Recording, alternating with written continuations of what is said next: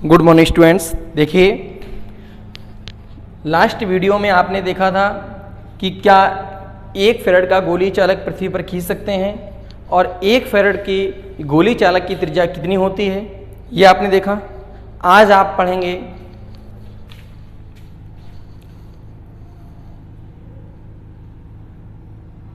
किसी चालक की स्थिति ऊर्जा ज्ञात करना। किसी चालक की स्थितिज ऊर्जा ज्ञात करना।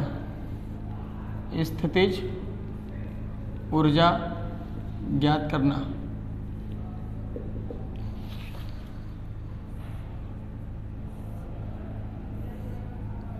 देखिए, स्थितिज ऊर्जा कैसे निकालेंगे किसी संधारित्र की, ये धारिता की।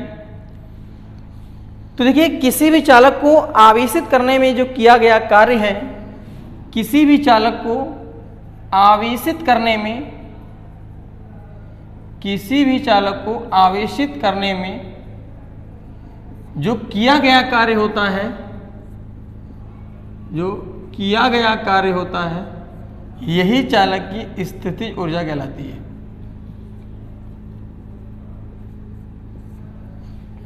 यानी किसी भी चालक को आवेशित करने में किया गया कार्य चालक की स्थितिज ऊर्जा कहलाती है।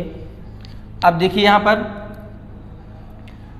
किसी भी चालक को जो आवेशित किया जाता है, तो किसी भी चालक को आवेश छोटे छोटे टुकड़ों में दिया गया, छोटे छोटे टुकड़ों में दिया गया। तो जैसे हम किसी चालक को आवेश छोटे छोटे टुकड़ों में देते हैं, तो उसके विभव के मान में परिवर्तन हो जाता है। यानी अगर हम इसका औसत विभव निकालेंगे तो औसत विभव इसका कितना आएगा, उसका विभव बढ़ने लगता है तो 0 से बढ़ता है। यानी उसका विभव जो है ये 0 से v तक परिवर्तित होता रहता है। तो जब औसत विभव निकालेंगे तो 0 + v/2 तो आ जाएगा v/2। ये इसका औसत विभव आएगा। तो हमने कहा किसी चालक की स्थिति ऊर्जा कैसे ज्ञात करेंगे, तो किसी भी चालक को आवेशित करने में जो किया गया कार्य होगा वही उसकी स्थितिज ऊर्जा होगी। हमने कहा किसी भी चालक को आवेश छोटे छोटे टुकड़ों में दिया जाएगा तो उसका विभव परिवर्तित होगा, 0 से v तक बढ़ेगा। जब इसका औसत विभव निकालेंगे तो 0 + v/2 तो v/2 आ जाएगा। अब किया गया कार्य ही इसकी स्थिति ऊर्जा है। तो जब किया गया कार्य निकालेंगे तो देखिए, किया गया कार्य का जब यहां पर फॉर्मूला लगाएंगे तो आपको पता है कि W बराबर हो जाएगा Q × V, क्योंकि किया गया कार्य जो है वो आवेश इंटू विभव होता है। जिस तरीके से आपने विभव का फॉर्मूला सुना था, V बराबर होता है W/Q। तो V बराबर W/Q था, तो W बराबर हो जाएगा Q × V।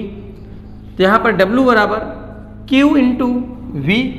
औसत विभव जो है इसका ये v/2 है, तो यहाँ पर v/2 करेंगे तो W बराबर आएगा 1/2 QV।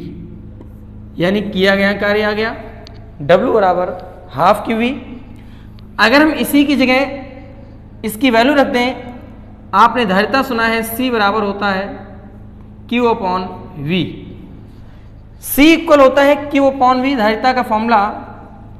तो अगर धारिता का फॉर्मूला रखेंगे C बराबर Q/V, यहाँ पर Q अगर निकाला जाए तो Q इक्वल आएगा CV। Q बराबर आ जाएगा CV।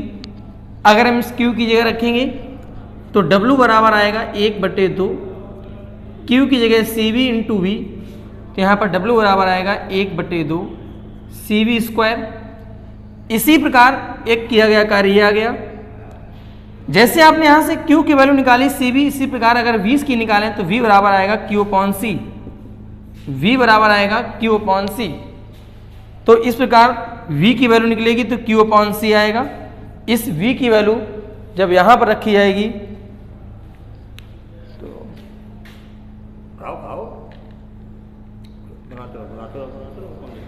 देखिए, तो यहाँ पर W बराबर आ गया हाफ QB, यहाँ पर आ गया W बराबर हाफ CB स्क्वायर। इसी प्रकार जब V की वैल्यू यहाँ से निकालेंगे तो Q अपॉन C आएगा, और जब V की वैल्यू यहाँ रखेंगे तो बनेगा Q स्क्वायर अपॉन C, क्योंकि V equal Q upon C है तो Q स्क्वायर अपॉन C बनेगा।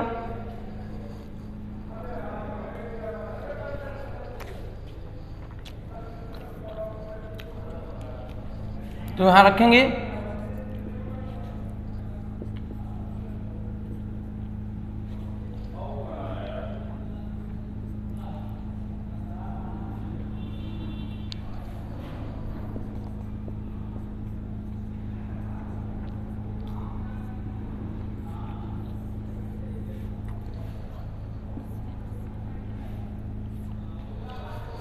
देखिए इस प्रकार किसी चालक की जो स्थितिज ऊर्जा है ये किए गए कार्य के बराबर है। तो एक है W बराबर 1/2 QV, दूसरा है 1/2 CV स्क्वायर, तीसरा है 1/2 Q स्क्वायर अपॉन C। तो स्थितिज ऊर्जा U बराबर W बराबर पहला है आपका हाफ QV, दूसरा है आपका हाफ CV स्क्वायर, और तीसरा है आपका half Q square upon C। ये सब फार्मूले किसी चालक की स्थितिज ऊर्जा के फार्मूले हैं। तो यहां पर बताया गया आपको किसी चालक की स्थितिज ऊर्जा याद करने के लिए 3 फार्मूले बताए गए आपको। नेक्स्ट देखें इसके बाद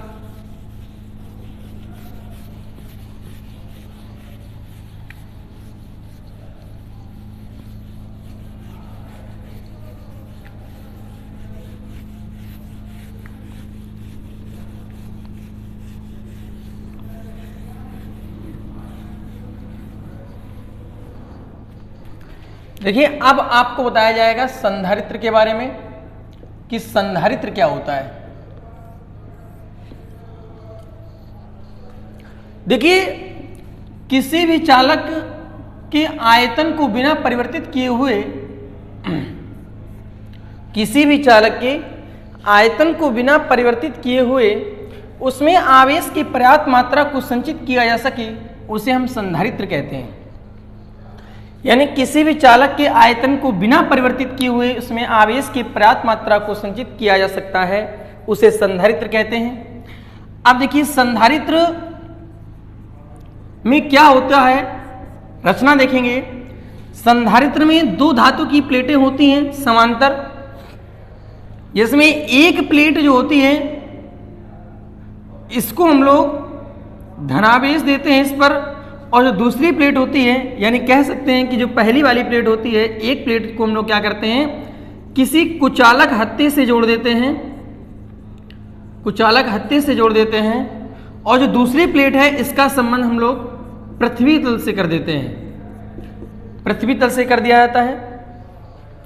और इसमें खासियत होती है कि अगर एक प्लेट पर धनावेश दिया गया तो प्रेरण की क्रिया के कारण दूसरी प्लेट पर उतना ही ऋणावेश उत्पन्न हो जाएगा।